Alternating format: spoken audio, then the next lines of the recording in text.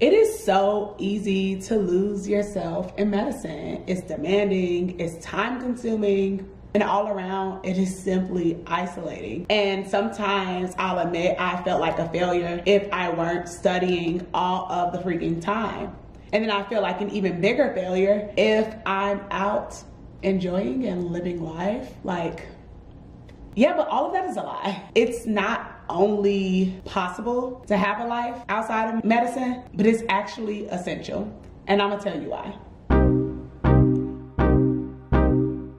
Hey y'all, welcome back to Madeittomedicine with Vix, that's me. And I am a medical student at the University of Illinois College of Medicine on the Chicago campus. I come to you weekly with videos about my pre-med to med school life and a little bit of everything in between. Before we get into the video, do me one free favor.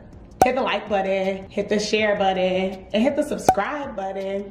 Yeah, that really helps me out and it shows your appreciation for the content and the channel. You know, it helps me to grow, but yeah, let's get into this. But I have to remind myself that medicine is what I do and it is not who I am. No one does it harder than them. Oh, important. So I recently went through a very tough period in my life. One Wednesday, I went to my parents' house for my dog, a little Pomeranian named Ivan.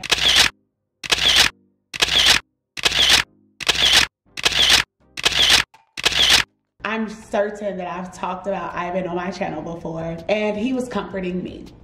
Little did I know, 7 days later, I would be going to my parents' house to comfort Ivan because he took a very quick turn and he'd gotten sick, and 3 days later, he was euthanized. I'm literally getting emotional talking about this because if you know me, you know that I'm terrified of dogs. Quite frankly, I don't like animals because I'm scared of all of them. But Ivan had been my sister's dog first, and then when she had her son, he didn't really like the baby, so my sister gave him to my mom for Mother's Day one year, and it took me maybe 6 months to get used to Ivan, but he quickly after that became my little fur bestie. And so I took it very hard when he passed away, and that was a quick wake-up call for me that life is to be lived and it's to be enjoyed with the people that you love. And it's very important that I stop putting my life on hold for medicine, saying that, oh, after I've reached this milestone or that milestone, I'll start spending more time with XYZ 1, 2, and 3. No, it is to be done right here and right now. So it's very easy for me to live my whole life, you know, just thinking that medicine is supposed to run it and take the forefront, but I have to remind myself that medicine is what I do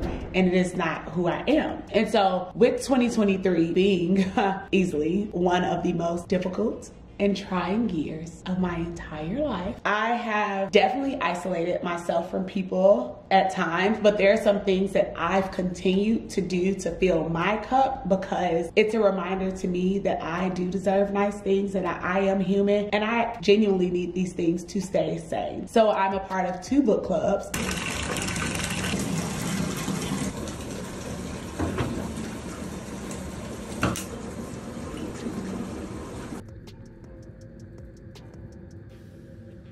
And we literally meet at the end of the month. So one is on Saturday and one is on Sunday. And this past weekend when we met at the second book club, someone who's known me since I was like a kid was like, actually, how do you have time to come, you know, read these books and discuss them, you know, fellowship, congregate together? How do you have time for that? And I was like, honestly, I have to make the time because if I don't, I will literally go insane. Medicine is so like uptight and rigid that you could lose your mind if you solely, or I could lose my mind if I solely deal with it 100% of the time. And something else that I've been very consistent with has been exercising 4 to 5 times a week. And right now I'm definitely getting a little bit bored with it, but I keep going because, you know, my mental health and my sanity, my wellness. But the moment I take these braids out of my hair, I'm getting back in the pool. That is like one of my first loves. I started swimming. I learned how to swim at the age of 10, and then I swam competitively for 8 years, I believe. Yeah, from 5th grade through high school, I swam competitively.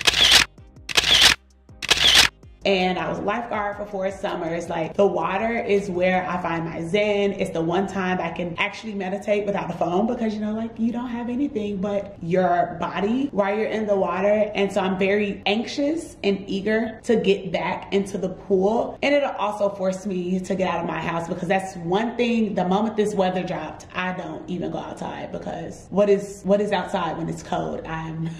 I'm not really living for that. And in addition to all those things, I attend church weekly, because I know that it's very important to fill my spiritual cup and to start the week on a high note, a strong note. And so, you know, I always leave feeling motivated, inspired, and encouraged to keep pushing forward until I push step 1 out of my way and through that door where I'll never have to see her again. And so now recently I have added going to my parents' house every weekend, and it's kind of crazy. One of the biggest things about being accepted to UIC and why I decided to choose here over other schools was because I'm from Chicago, I'm back in Chicago, and my parents are here, and they are my biggest supporters over anybody else who supports me, roots for me, cheers for me. No one does it harder than them. No one understands the pressure, the sacrifice that I've put in to this journey other than my parents. Even if they don't fully understand, they've seen the work that I've done, right? And so, you know,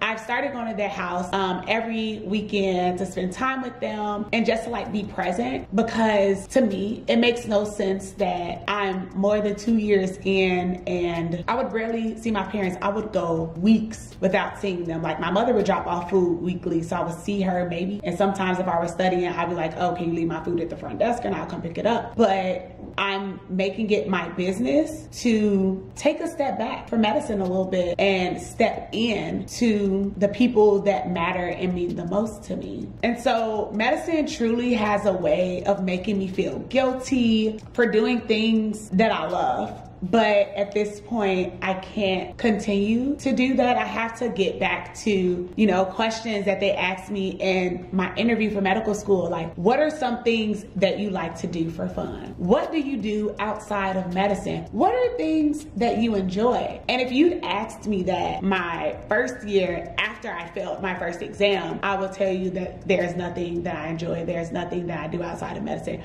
I can't do anything outside of medicine. I just failed an exam. Like, what do you mean do something outside of medicine? Are you crazy? No. Was I crazy? Because make it make sense, you can't. Like, if I am spending all of my time, all of my energy into one thing, that thing becomes toxic. You know, too much of anything is bad for you, right? And so I don't understand why I felt like constantly just doing medicine all the time would be okay. Like, that toxic period that I went through in my life when I was waking up at 4 o'clock in the morning, going to the gym and started studying by 5 a.m. Like, y'all, let's be for real. And I don't know how long I thought that was going to be sustainable, but maybe I did last for a few months. But then I was like, actually, this isn't fun. Because by the time people, you know, have been off work or are done studying, I'm like, all right, y'all, it's time for me to go to bed. It's 8 o'clock. I'm having meetings at 6 p.m. and I'm like, ooh, I'm tired. But I really thought that in order to be the best version of myself, that meant I had to give all of me to medicine and not pour anything into me, which is a bit asinine and a little not too sane. But I'm happy that at this part of my venture, even after studying for step 1 for almost a year, I'm understanding that my wellness has to be the #1 priority, right? And if I'm well, then everything else that I'm doing, everything that I'm a part of, everything that I have my hands on is also well. I can think more clearly.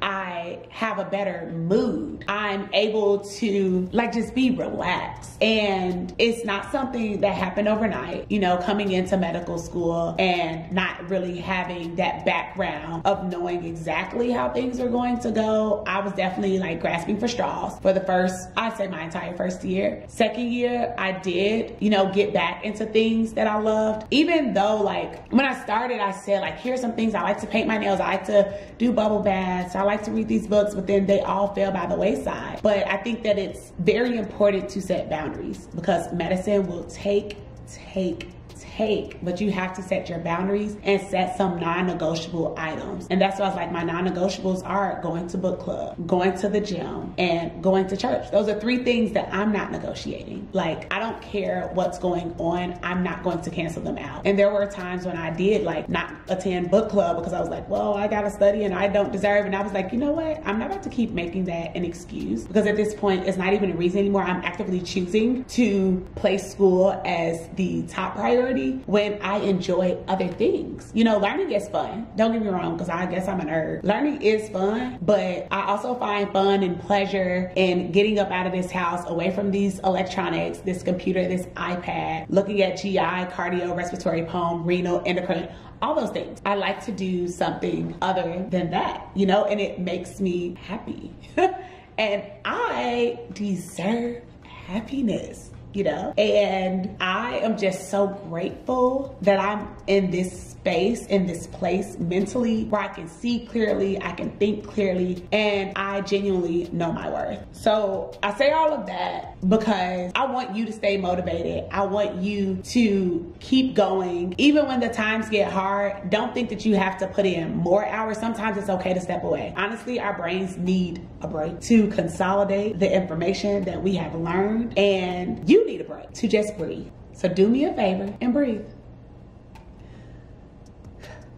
And know that everything is gonna be all right, y'all. Things may be looking a little bleak right now, but I'm hoping that the sun is going to quickly shine in my life and that it also shine in yours. I will see y'all next week. Oh, important.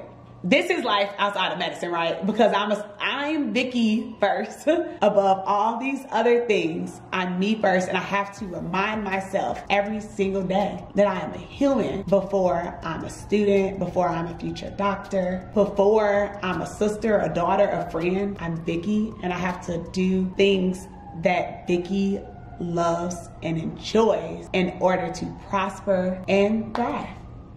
And I hope you do the same.